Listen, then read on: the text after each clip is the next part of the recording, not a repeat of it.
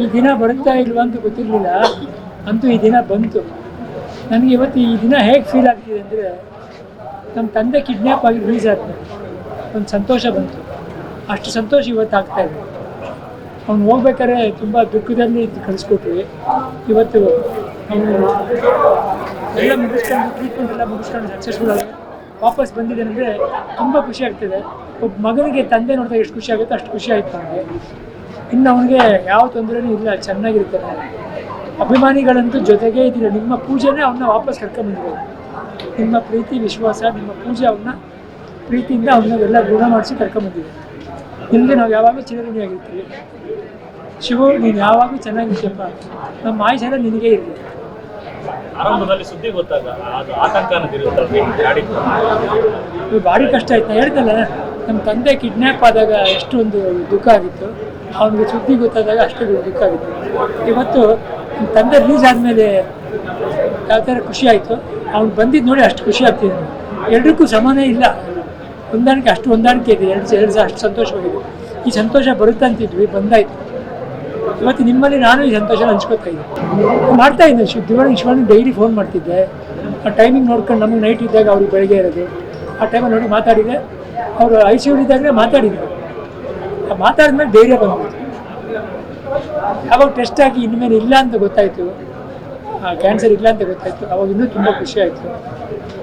ಅವ್ನಿಗೆ ಯಾವಾಗಲೂ ಎನರ್ಜಿ ಅಂತಿದ್ರು. ಇವತ್ತು ಅವನಿಗೆ ನಿಜವಾದ ಎನರ್ಜಿ ಇದೆ ಅಂತ ಗೊತ್ತಾಗ್ಬಿಡ್ತು, ಪ್ರೂವ್ ಆಯಿತು. ಇವಾಗ ಇನ್ಮೇಲೆ ಶುರು ಆಗೋದು. ಈಗ ಬಂದಿದ್ದಾನೆ, ಇನ್ಮೇಲೆ ನಿಜವಾದ ಶಿವರಾಜ್ಕುಮಾರ್ ಹೊರಗಡೆ ಬರ್ತಾನೆ. ಯಾವಾಗ ನಿಮ್ಮನ್ನೆಲ್ಲ ನೋಡಿ ನಿಮ್ಮ ಹವಾ ಅವ್ನು ಪಡ್ತು, ನಿಮ್ಮ ಹವಾ ಅವ್ನಿಗೆ ಸೋಕಿದಾಗ ವಾಪಸ್ ಬಂದ್ಬಿಡ್ತಾನೆ. ಮತ್ತು ಅದೇ ಶಿವರಾಜ್ಕುಮಾರ್ ನೋಡ್ಬೋದು. ಇನ್ನು ಹೆಚ್ಚಿನ ಎನರ್ಜಿನ ಶಿವರಾಜ್ಕುಮಾರ್ ನೀವೆಲ್ಲ ನೋಡ್ಬೋದು. ಹೌದಪ್ಪಾಜಿ, ಒಂದು ಪಕ್ಷ ದೇವರು ಅದಕ್ಕೆ ಕೊಟ್ಟಿರ್ಬೋದೇನು.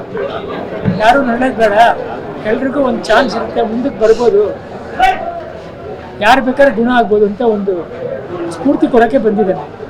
ಅಪ್ಪಾಜಿ, ಅಂದರೆ ಶಿವಣ್ಣ ಎಲ್ಲೂ ಕೂಡ ಎಮೋಷನಲ್ ಆಗಿ ಅಳೋದಾಗಲಿ ಏನು ಮಾಡೋದು, ಈ ಥರ ಆಗಿದೆ ಅಂತ ಗೊತ್ತಾದಾಗ ನಿಮ್ಮ ಜೊತೆ ಏನಾದರೂ ನೊಂದ್ಕೊಂಡಿರೋದು? ತಪ್ಪಿಗೊತ್ತಾಯ್ತಮ್ಮ.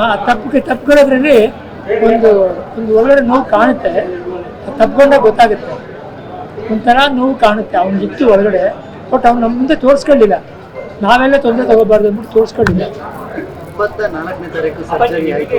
ಅವತ್ತು ದೊಡ್ಡ ಮನೆ ಯಾವ ಥರ ರಿಸೀವ್ ಮಾಡ್ತೀವಿ? ಈ ಪರಿಸ್ಥಿತಿ ನೀವು ಹೇಗೆ ಸಪೋರ್ಟಿವ್ ಆಗಿದ್ದೀರಿ? ಶಿವನಿಗೆ ಅಭಿಮಾನಿಗಳು ಸಪೋರ್ಟಿವ್ ಆಗಿದ್ದಾರೆ. ನಾವು ಕುಟುಂಬ ಮಾತ್ರ ಆಗಬೇಕಾಗಿಲ್ಲ, ಇಡೀ ಕರ್ನಾಟಕದವರು ಕುಟುಂಬವಾಗಿ ನಿಂತಿದ್ರು. ನಾನೊಬ್ಬ ಕುಟುಂಬ ಅಲ್ಲ, ಇಡೀ ಕರ್ನಾಟಕ ಕುಟುಂಬವಾಗಿ ನಿಂತಿತ್ತು. ಅವತ್ತಿನ ದಿನ ನಾವೆಲ್ಲ ಪೂಜೆ ಮಾಡಿ ದೇವರಿಗೆ ದೇವಸ್ಥಾನಕ್ಕೆ ಹೋಗಿ ಪೂಜೆ ಮಾಡಿಸಿ ಒಳ್ಳೇದಾಗಲಿ ಅಂತ ಬೇಡ್ಕೊಂಡಿದ್ವಿ. ಒಳ್ಳೇದಾಯಿತು. 24 24 ಅಂದರೆ ಯಾವುದು? ಅವ್ರ ತಂದೆ ಹುಟ್ಟಿದ ದಿನ ಅದು. ಸೊ ಅವತ್ತು ಒಳ್ಳೇದಾಗೇ ಆಗಬೇಕು, ಆಯಿತು. ಇನ್ನು ಹಳೆ ಬಗ್ಗೆ ಮಾತಾಡೋದು ಬೇಡ, ಇನ್ನು ಮುಂದಿನ ಶಿವರಾಜ್ಕುಮಾರ್ ಬಗ್ಗೆ ಮಾತಾಡೋದು. ಇನ್ನು ಆ ಶಿವರಾಜ್ಕುಮಾರ್ ಇಲ್ಲ, ಬಂದಾಯಿತು. ಇನ್ನು ಬೇರೆ ಶಿವರಾಜ್ಕುಮಾರು ಈಗ ಫ್ರೆಶ್ ಆಗಿ ಬಂದಿದ್ದಾರೆ. ಈ ಊರಿಗೆ ಮಣ್ಣು ಮೇಲೆ ಕಾಲಿಟ್ಟಿದಂಗೆ ಮತ್ತೆ ಎನರ್ಜಿ ವಾಪಸ್ ಬಂದ್ಬಿಡ್ತು. ನೀವು ನೋಡಿ, ಇನ್ನೊಂದು 2 ತಿಂಗಳಲ್ಲಿ ನೋಡಿ ಅವ್ನು ಹೆಂಗಾಗ್ತಾರೆ ನೋಡಿ. ಮತ್ತು ಎಲ್ಲ ಫಂಕ್ಷನಲ್ಲಿ, ಶೂಟಿಂಗಲ್ಲಿ, TV ಪ್ರೋಗ್ರಾಮಲ್ಲಿ ಎಲ್ಲ ಕಡೆ ಕಾಣಿಸ್ಕೊತಾರೆ. ಆವಾಗ ನೀವೇ ಹೇಳ್ತೀರ, ಶಿವರಾಜ್ಕುಮಾರ್ ಯಾವತ್ತೂ ಮುಂದಕ್ಕೆ ಹೋಗೋದೇ ಇಲ್ಲ. ಅವ್ರು ಒಂದ್ಸಲ ಮುಂದಕ್ಕೆ ಕಾಲಿಟ್ಟಾಯಿತು, ಮುಂದಕ್ಕೆ ಹೋಗ್ತಾನೇ ಇರ್ತಾರೆ.